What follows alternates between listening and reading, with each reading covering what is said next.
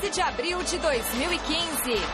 Só clássicos nas semifinais do Paulistão. Corinthians recebe o Palmeiras no domingo às 4 da tarde. Também no domingo, o Santos encara o São Paulo na Vila Belmiro. Presidente do Tricolor já dá uma alfinetada no peixe. O torcedor São Paulino passa em São Bernardo, 11 horas da manhã, lá em São Bernardo, no estádio. Assiste o jogo São Paulo e São Bernardo, futebol feminino. Aproveita no fim do jogo, desce, vai a Santos, come uma peixada, volta às 2 horas da tarde e uma outra peixada às 6h30 da tarde. Internado com suspeita de dengue, Guerreiro desfalca Corinthians em decisões do Paulistão e da Libertadores. Bahia e Ceará fazem a final da Copa do Nordeste. Galo, Cruzeiro e Vasco e Fluminense empatam nas semifinais dos estaduais. Olá, boa noite, é segunda-feira e o Gazeta Esportiva começa com a corda toda, dia do beijo, então deixa eu só mandar um beijo aqui, vem cá.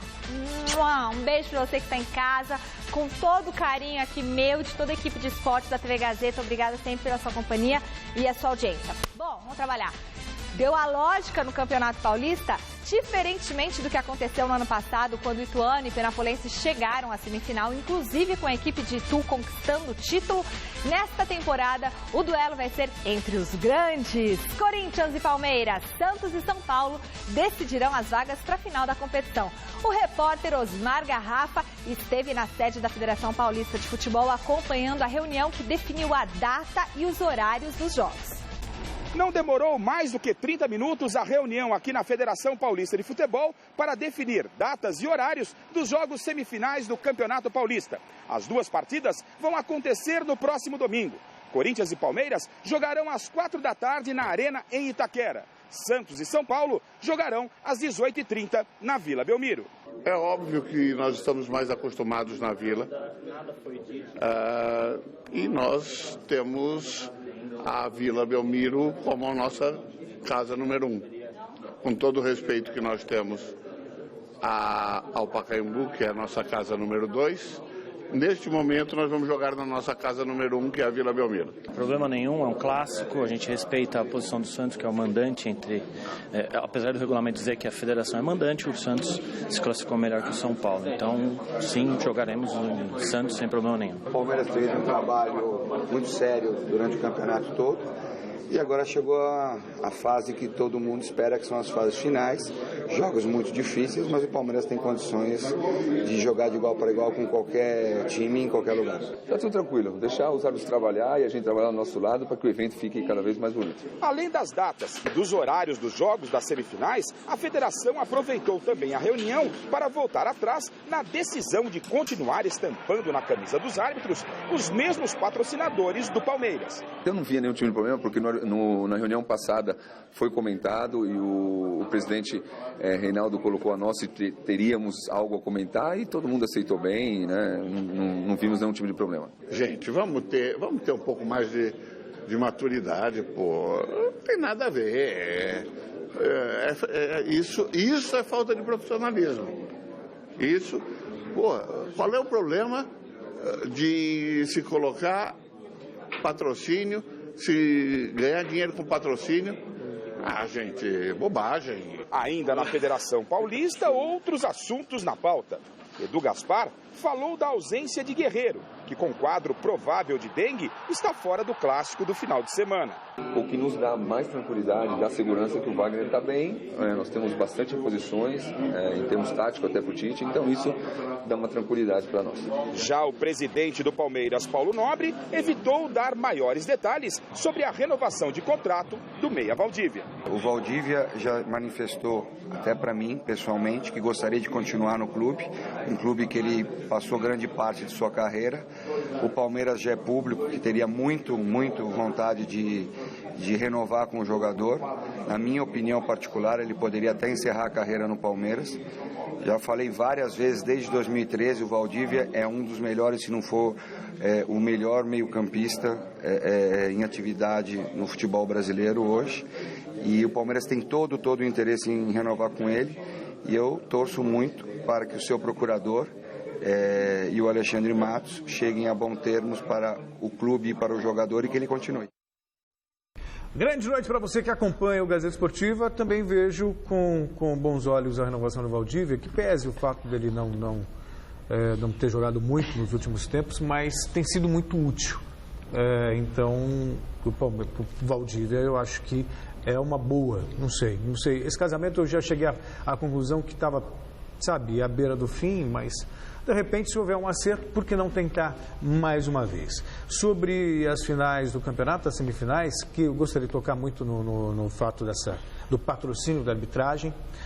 Num primeiro momento, o Coronel Marinho, que é quem cuida da arbitragem na Federação Paulista de Futebol, disse que a FIFA não tem como ter ingerência no futebol paulista. A gente viu a FIFA pressionando para que acabe com isso.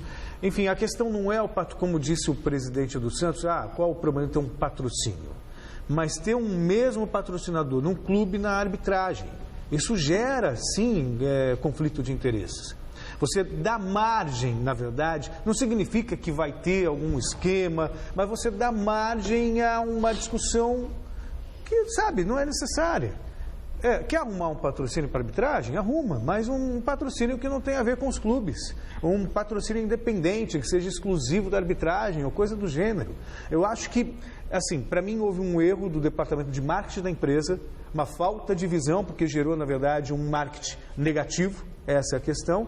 Porque a partir do momento que você começa a colocar o nome da empresa em supostos erros e colocar em xeque o acerto ou um erro por conta do patrocínio, e não estou falando em má fé, eu estou falando apenas de um erro que pode acontecer, até por conta do patrocínio. Ou será que não passa na cabeça do árbitro na hora de marcar um pênalti? Tipo, se eu marcar um pênalti, vão falar que marquei porque eu uso determinado patrocinador.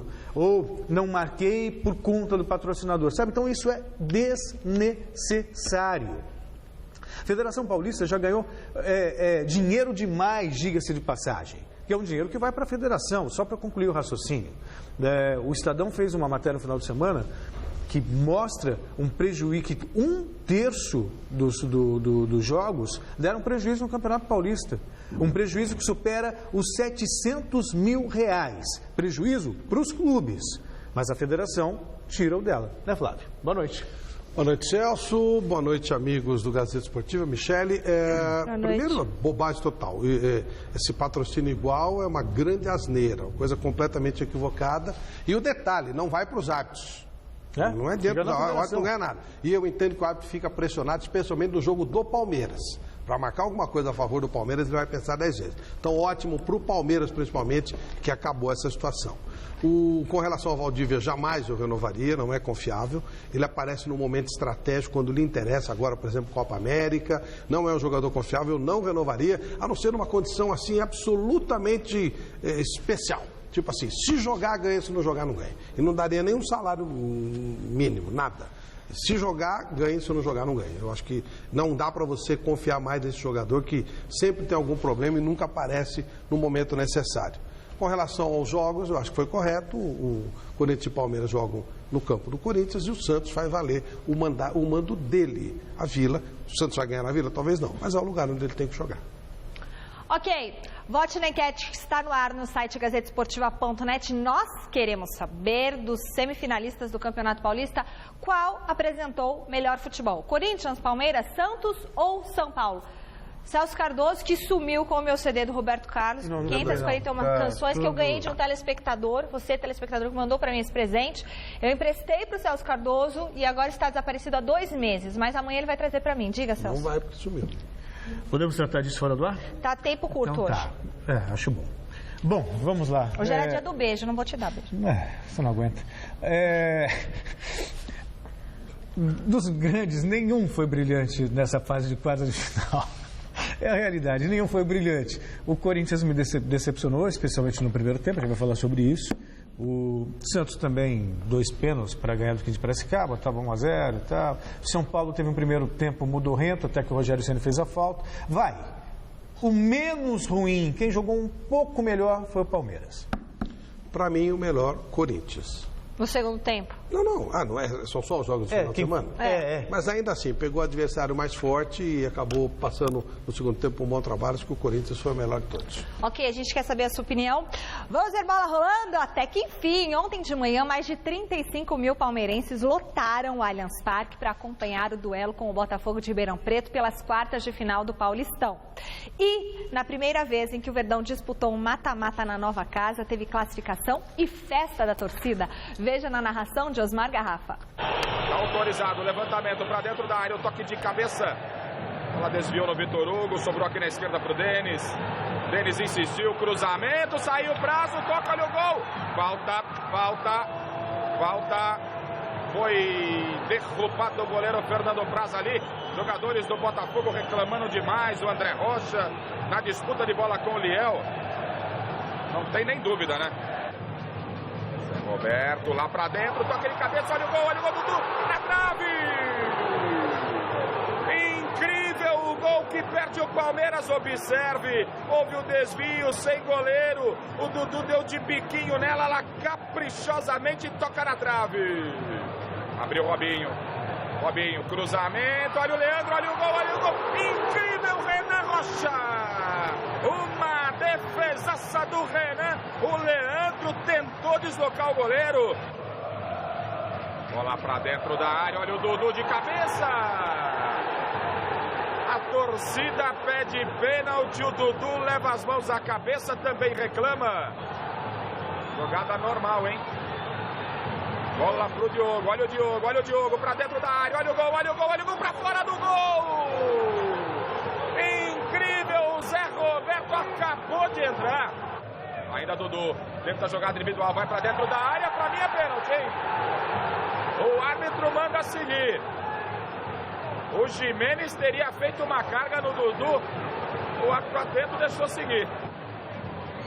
Dudu, Valdívia, tá de frente pro gol, busca espaço, se livra da marcação. Achou o Lucas, cruzamento, olha o gol! Gol!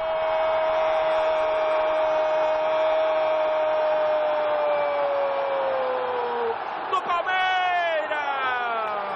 Leandro Pereira!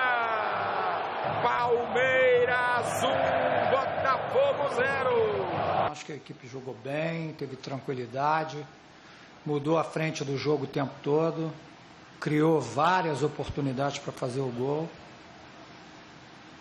Acho que foi ótimo. E o Palmeiras tem problemas de contusão, de cartões, mas tem toda uma semana para ajeitar o time para a semifinal. Isso dá alguma vantagem ao Palmeiras ou não?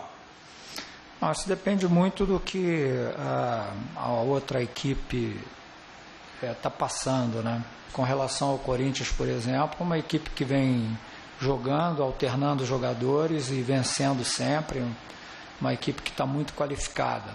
Você fez o chamado gol de centroavante, porque você não teve muitas oportunidades na partida, e aí você deu o gol na classificação.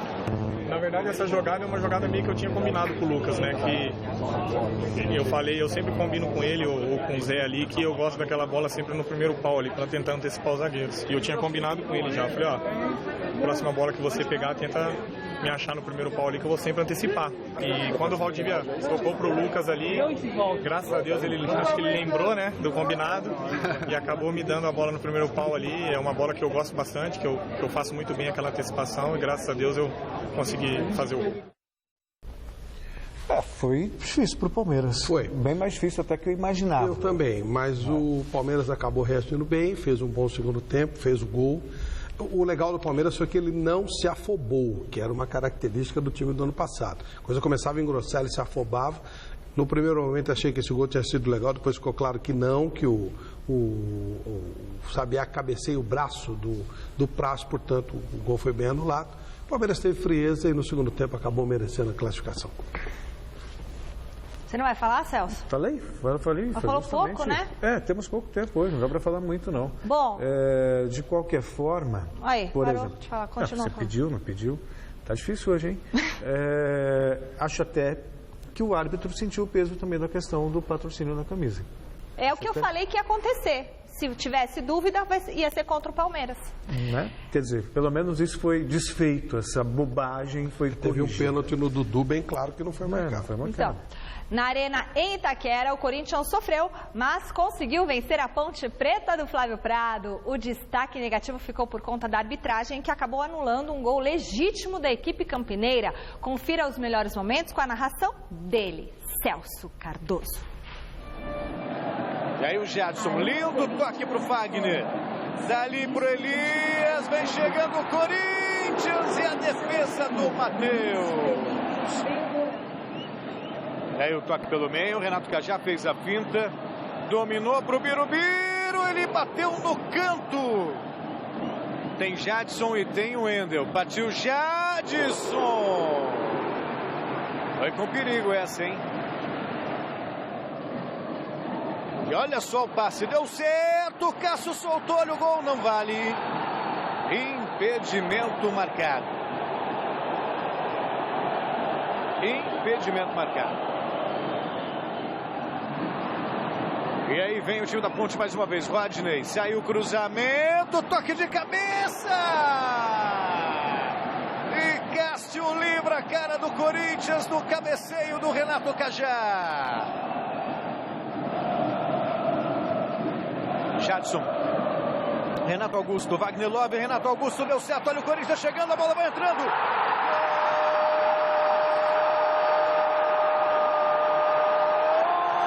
do Corinthians! Na tabela, Renato Augusto, Wagner Love, Renato Augusto, aos 10 minutos do segundo tempo faz. Corinthians 1. Ponte Preta 0.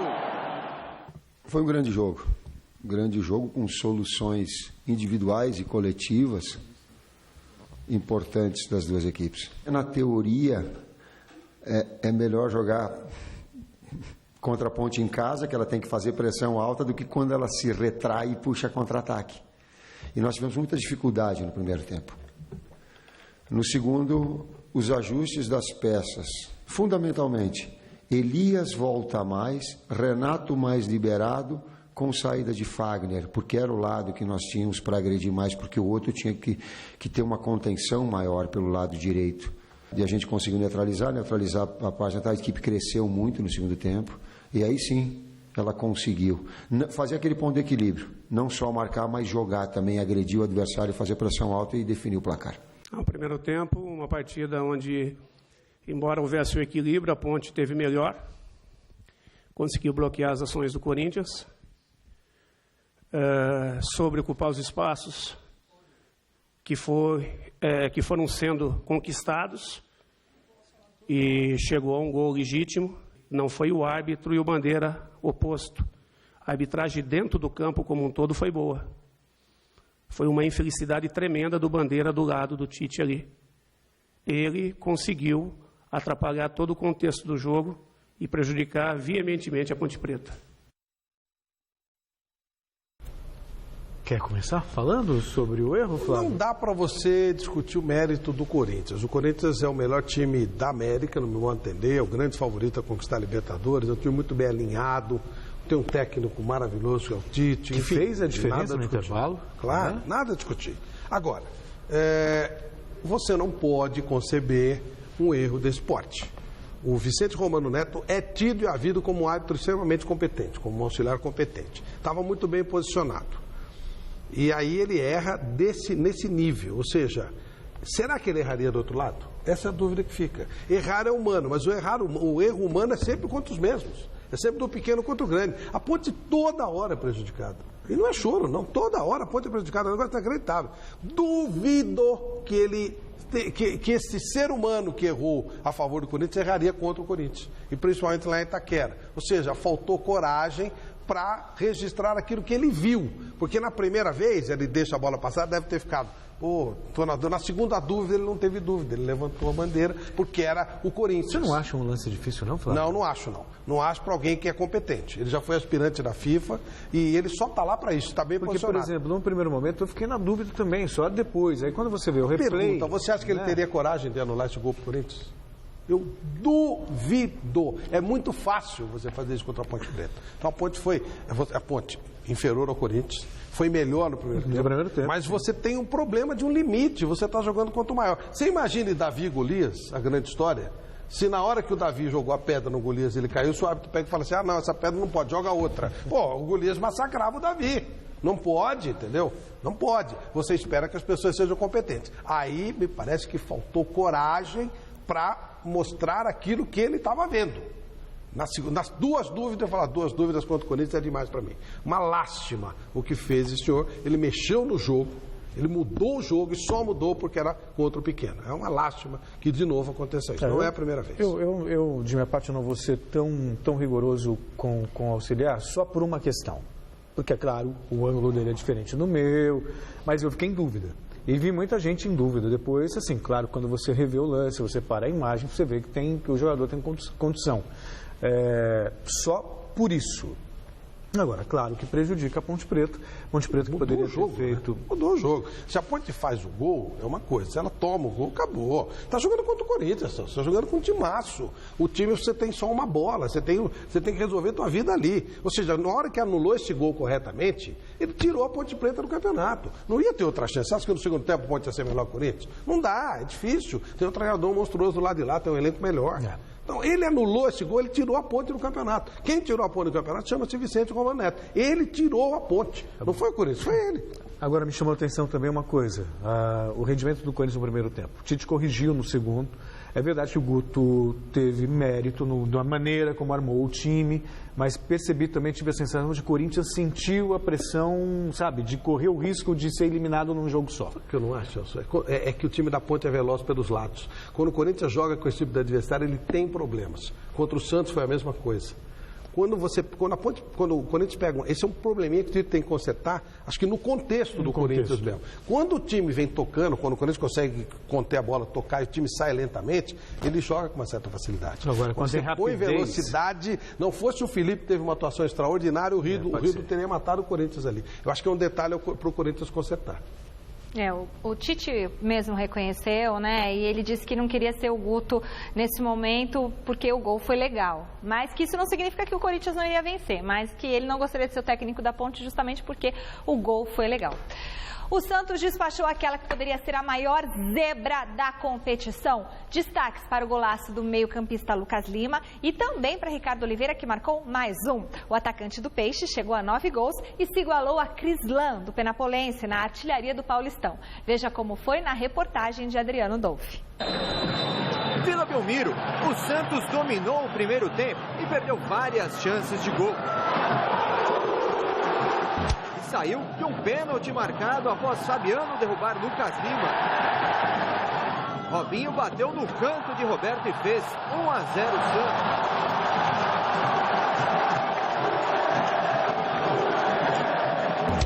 Na segunda etapa, o filme se repetiu.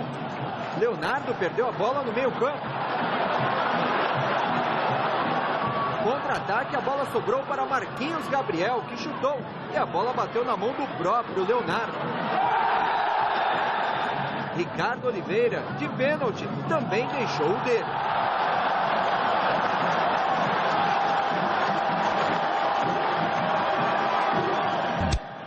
Teve tempo ainda de Lucas Lima roubar a bola, driblar o zagueiro e o goleiro Roberto para tocar para o fundo das redes. Final. Santos 3, 15 de Piracicaba 0.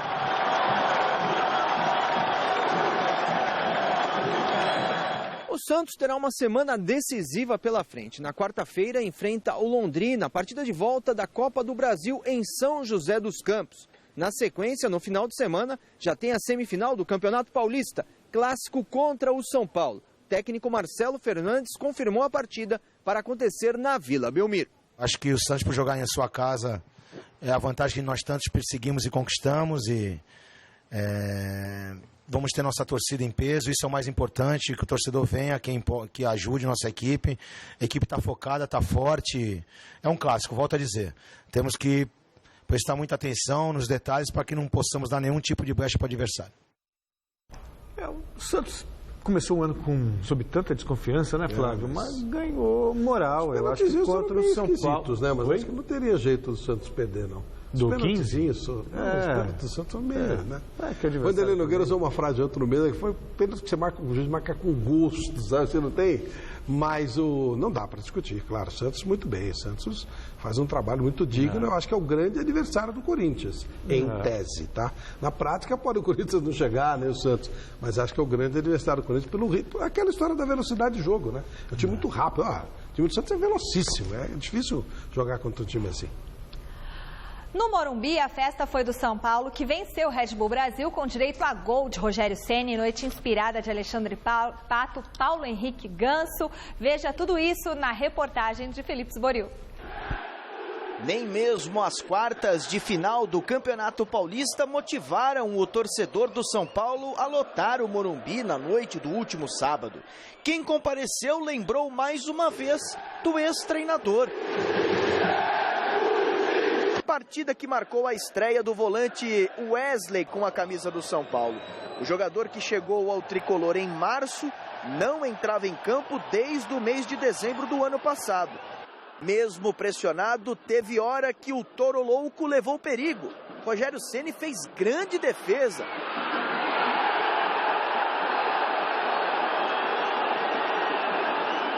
Se o goleiro brilhou lá atrás, na frente, ele nunca deixa a desejar. Cobrança de falta e Rogério Ceni balançou a rede do Red Bull. Juninho nem se mexeu.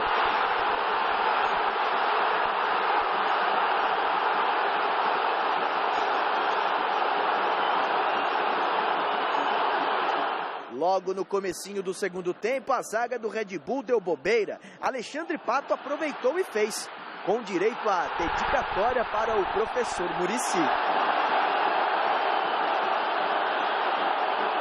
Não só os gols, mas a vitória em si ajudou também a todos. Todos estão correndo, todos estão bem, todos estão jogando para o grupo e hoje, claro, o Muricy foi muito importante para esse grupo, então acho que a vitória é mais que merecida para ele. O Touro desandou. Contra-ataque do São Paulo. Michel Bastos cruzou na cabeça de Ganso, que não perdoou.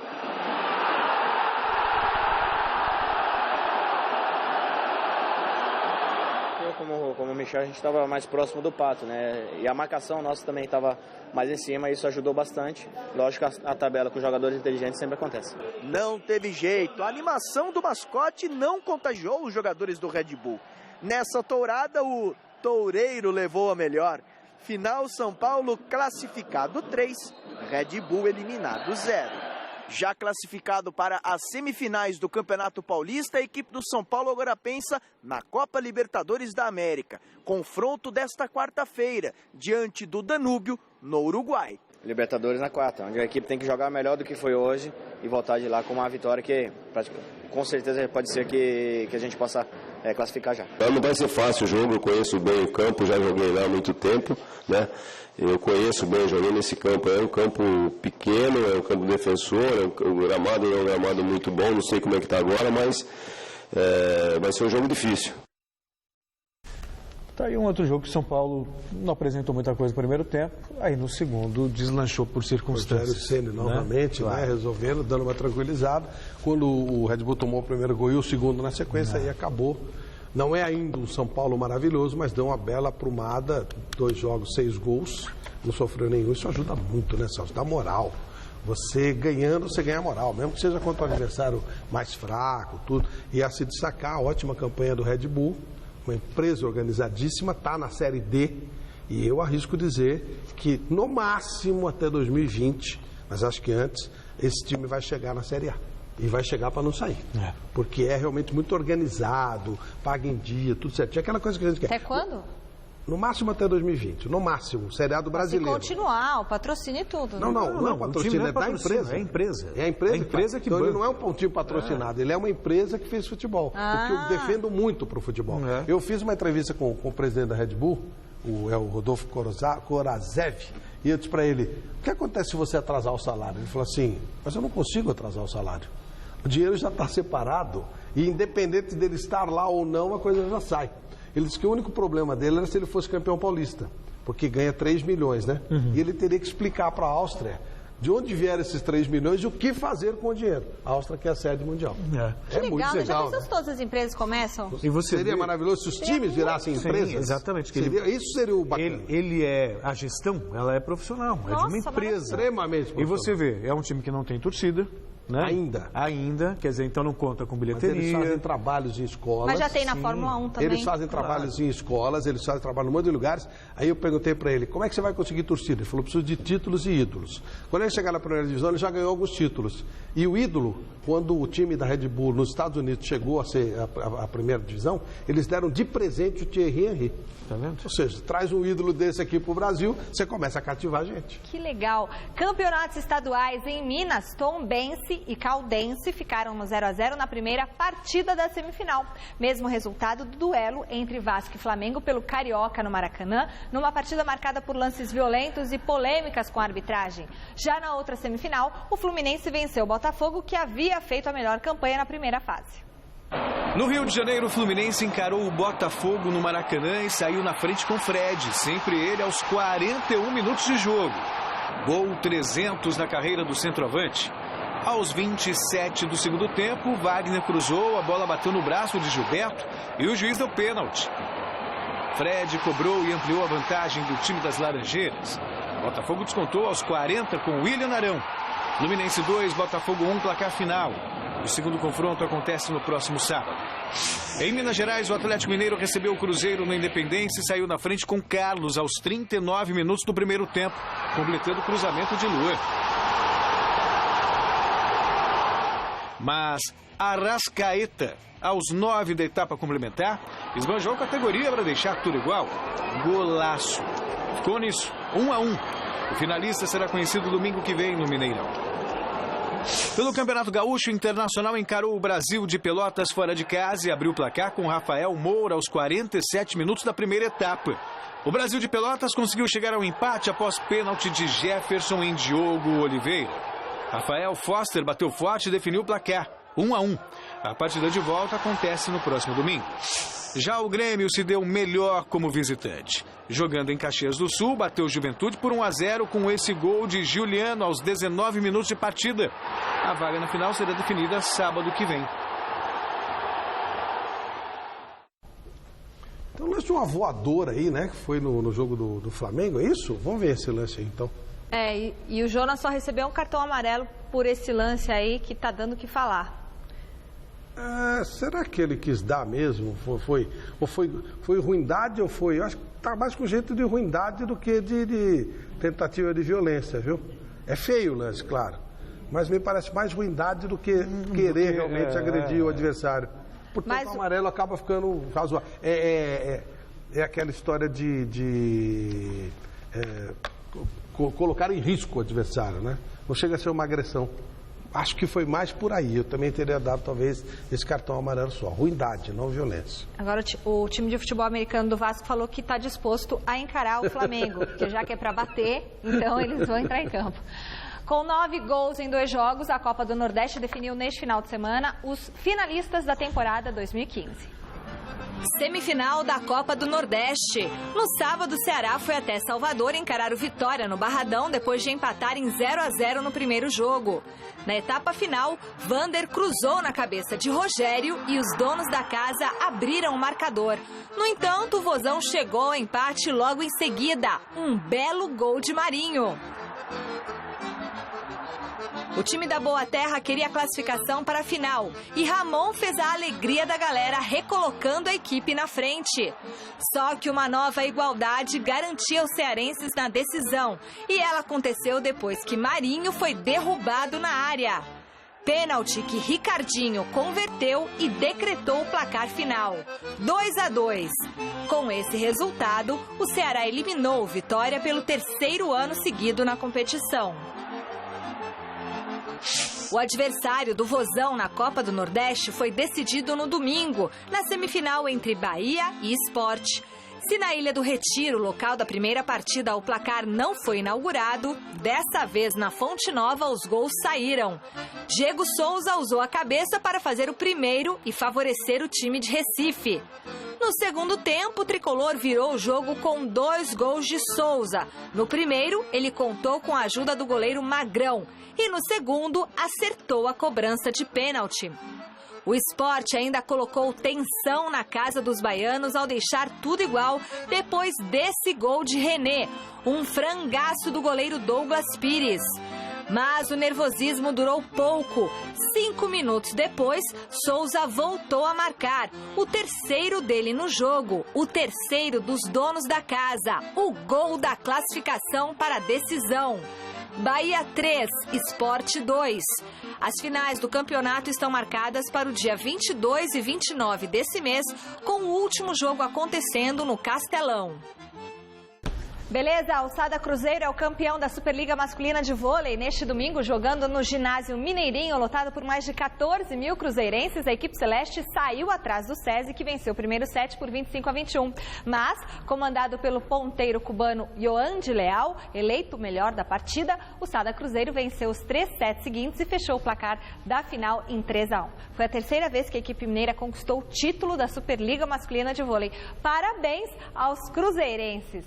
E voltamos a falar do Corinthians, que dá um tempo no Paulistão e começa a semana pensando no confronto contra o São Lourenço, quinta-feira, pela Libertadores. O repórter Fernando Gavini esteve no CT Joaquim Grava acompanhando a segunda-feira do Timão.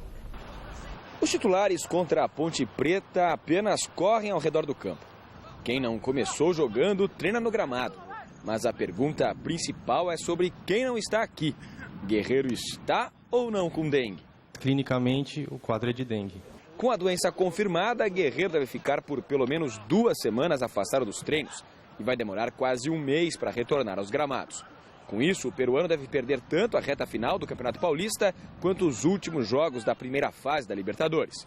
O perigo está no ar. Lá perto da onde a residência dele também está um foco de dengue grande e, na verdade, todo mundo está com risco de pegar dengue, inclusive todos nós em qualquer lugar, porque hoje a dengue é uma epidemia que está tendo no estado de São Paulo. Tem que ficar ligado, né? É igual marcação, então já tem que ficar ligado. Aqui não pode dar mole, ainda mais aqui no CT, que é um lugar que pode vir a acontecer, então estou sempre de calça. Todo cuidado é pouco. Ninguém no Corinthians quer saber de mais desfalques por conta da dengue. Já chega a ter perdido um jogador tão importante quanto o Guerreiro. Hoje é o melhor atacante do Brasil, sem dúvida. É um jogador muito importante para a gente, mas é uma coisa que o Tite vem trabalhando também, já deixar o Wagner pronto. Apesar de também ser centroavante, Wagner Love tem um estilo diferente de Guerreiro e o Corinthians precisa se adaptar a ele. Está tendo um rodízio muito grande, mas é um rodízio do time inteiro, né? Então, estava jogando um time e quando saía todo mundo. E você, às vezes, trocar 1 ou 2 peças, essa peça ainda não está tão clara no time, né? Então, o Paulo gosta de um tipo de bola, o Wagner gosta de outro. Então, até a gente que vem de trás tem que entender. Em 14 jogos pelo Corinthians, Wagner Love jogou apenas 7 vezes como titular. Marcou 2 gols e deu 2 assistências. A expectativa é que ele melhore esses números para ajudar o Corinthians na sequência mais difícil que a equipe tem nesta temporada. Depois do São Lourenço na quinta, o Timão encara o Palmeiras no domingo pela semifinal do Campeonato Paulista e na quarta da semana que vem joga contra o São Paulo na última rodada da primeira fase da Libertadores. De repente você faz uma grande temporada e em 10 dias você pode jogar tudo a perder, né? Então você tem 4, 5 finais seguidas e o desgaste é inevitável. Então você acaba, se você não estiver preparado, você perde 1 ou 2 jogos e acaba o ano para você. Bom, hoje é aniversário de uma pessoa muito especial. Ele é o marido da Marilda, doutora Marilda. Milagres, nosso sonoplasta aqui da TV Gazeta. Vem cá, vem, Pascoal, vem. Muita saúde, muita felicidade para você. Deus te abençoe hoje e sempre. Depois de passar fácil pelo 15 de Piracicaba e garantir a classificação para a semifinal do Paulistão, o Santos muda o foco para a Copa do Brasil. Confira as informações do Peixe com Felipe Sboril. Aqui no Santos não tem essa de moleza. Um dia após a classificação para a semifinal do Campeonato Paulista, os jogadores já vieram a campo na tarde desta segunda-feira, mas o esforço não foi tão grande assim. Apenas os reservas iniciaram a preparação para a disputa contra o Londrina, em São José dos Campos, nesta quarta-feira pela Copa do Brasil. O Santos tem vantagem do empate para se classificar à próxima fase, já que venceu o primeiro jogo por 1-0. Gol do atacante Robinho, que saiu lesionado do confronto contra o 15 de Piracicaba. Hoje, o técnico Marcelo Fernandes ficou sabendo que não poderá contar com Robinho para o confronto desta quarta-feira pela Copa do Brasil. O jogador sentiu um desconforto muscular e ficará de fora. O jogador já iniciou o tratamento e pretende se recuperar até o clássico contra o São Paulo, próximo domingo pela semifinal do Paulistão. Tenho certeza que quem vai entrar vai dar conta do recado. Nosso time não pode ser dependente apenas do Robinho. Sabemos da qualidade dele, do poder de liderança que ele tem de decidir um jogo, mas temos que dar conta sem ele também. E esse é o nosso objetivo. Além de Robinho, há também uma possibilidade do treinador santista mexer na equipe e poupar alguns jogadores. O cansaço nessa hora é grande. Além disso, Renato, no departamento médico, já é desfalque certo.